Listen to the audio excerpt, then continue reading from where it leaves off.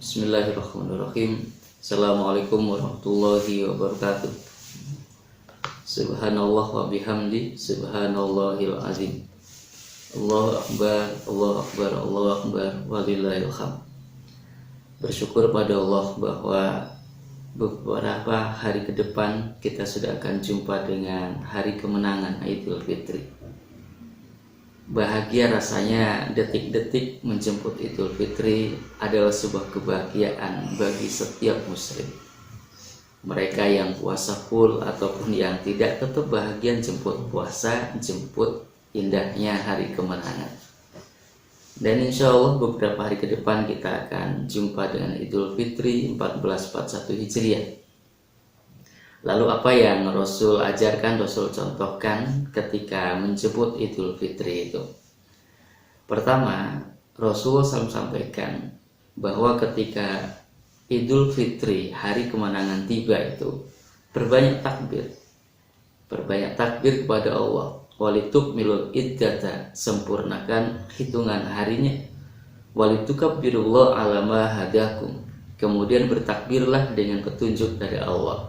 Wala'alakum tashkurun, supaya kita termasuk orang bersyukur. Satu, perbanyak takbir di hadapan Allah. Malam hari raya kita takbir luar biasa. Semarak takbir terjadi di mana-mana. Insya Allah kita dalam kondisi seperti ini, COVID-19 belum usai dari bangsa, belum hilang dari tengah-tengah kehidupan kita, tapi tetap bahwa malam 1 Syawal kita akan takbir bersama. Insya Allah kita nikmati. Entah takbir bersamanya dari rumah, entah takbirnya di masjid, insya Allah kita akan jemput hari kemenangan itu dengan kalimat takbir insya Allah. Satu, perbanyak takbir di hadapan Allah.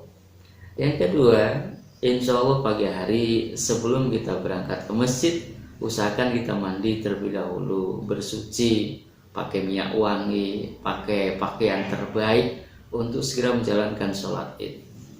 Hanya nggak tahu apakah sholat id kita tahun ini ke lapangan atau di rumah, kita masih menunggu informasinya. Yang jelas ketika kita pergi ke lapangan, pergi ke masjid untuk menjalankan sholat id, maka satu, pergunakan pakaian terbaik kita. Gunakan minyak wangi, bersuci terlebih dahulu. Seandainya kita tidak bisa ke lapangan, ya sholat berjamaahlah di rumah. Dengan suami, dengan istri, dengan anak-anak. Di rumah lakukan sholat id dengan baik, dan insya Allah bisa kita lakukan dengan baik.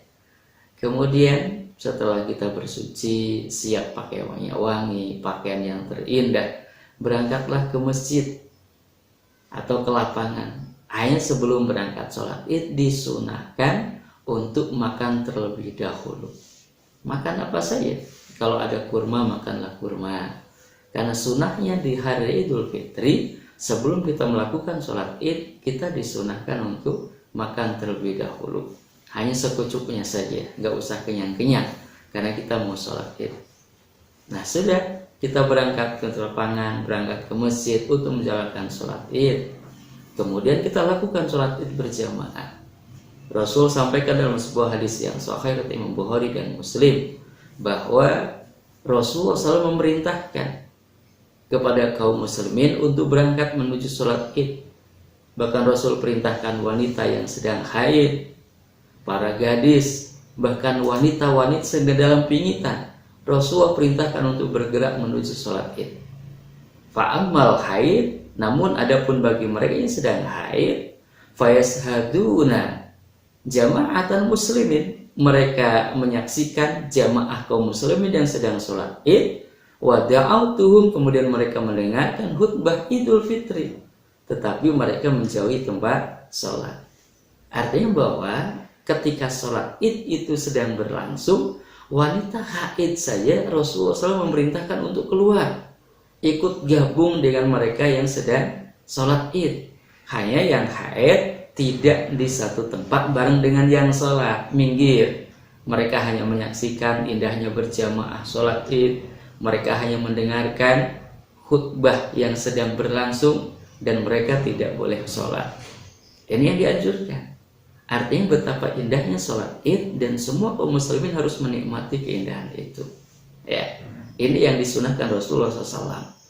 Kemudian yang terakhir, Yang disunahkan Rasulullah SAW untuk melakukan sholat id adalah ketika kita sudah sholat, kita sudah dengar khutbah, kita mungkin sudah bersalam-salaman, kita anjurkan untuk pulang. Dan lihatlah Rasul SAW sampai detail ketika pulangnya syariat mengajarkan pilihlah jalan yang lain selain jalan tadi berangkat. Kalau tadi berangkat kita ambil jalur kanan, nanti pulangnya kita ambil jalur kiri. Itulah indahnya risalah ini.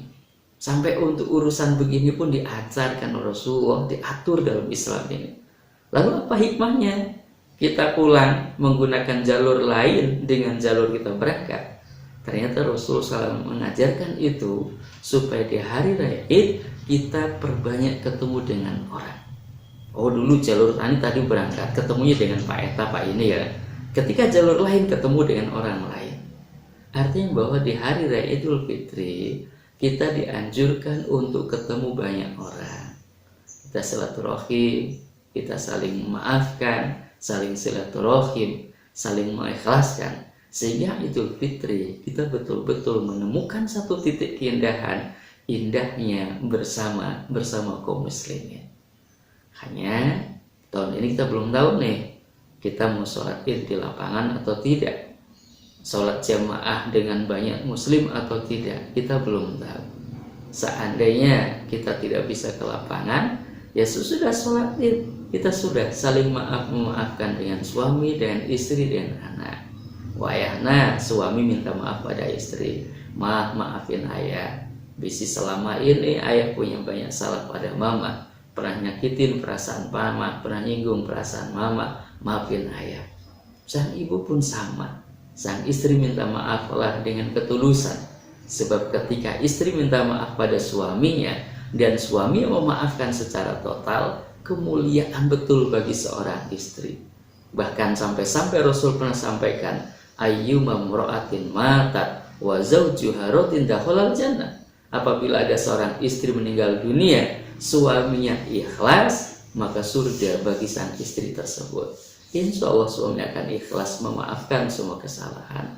Dan kita sebagai anak, subhanallah, betapa banyak kesalahan yang kita timpakan pada orang tua, dan betapa kecil balas budi baik kita kepada mereka. Kita tidak bisa membalas kebaikan mereka, maka balaslah kebaikan mereka dengan kebahagiaan yang kita berikan, dengan kesolehan yang kita tunjukkan. Maka anak minta maaf sama orang tua. Kita banyak salah, banyak sesuatu yang gak berkenan buat orang tua, maka perbanyak minta maaf. Insya Allah kemuliaan kebahagiaan Allah beri. Inilah mungkin yang harus kita lakukan saat menjemput Idul Fitri. Satu, perbanyak takbir. Kalau di masjid itu lebih baik, saat tidak memungkinkan, perbanyak takbir di rumah. Jangan nonton TV malam takbiran, tapi takbirlah dengan indah ya.